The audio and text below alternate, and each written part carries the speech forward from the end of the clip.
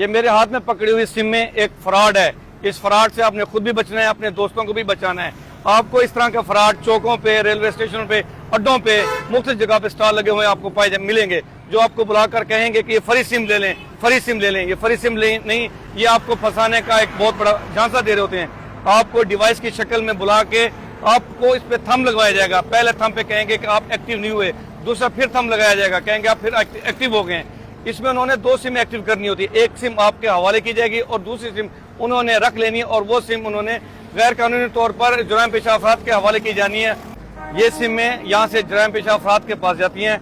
जुर्म पेशा अफराद जो होते हैं इनको मुख्तलिफ जुर्म के लिए इस्तेमाल करते हैं। लिहाजा आपको जब भी कभी शक गुजरे कि ये सिमें हमारे नाम पे 2 सिमें एक्टिव हो चुकी हैं, आपने फौरी तौर पर अपने शनाख्ती कार्ड नंबर को 668 पर मैसेज करना है और चेक करना है कि आया कि आपके नाम पर कितनी सिमें चल रही हैं। मैडम CM साहिबा के हुक्म पर पंजाब पुलिस ने पूरे पंजाब में गैर कानूनी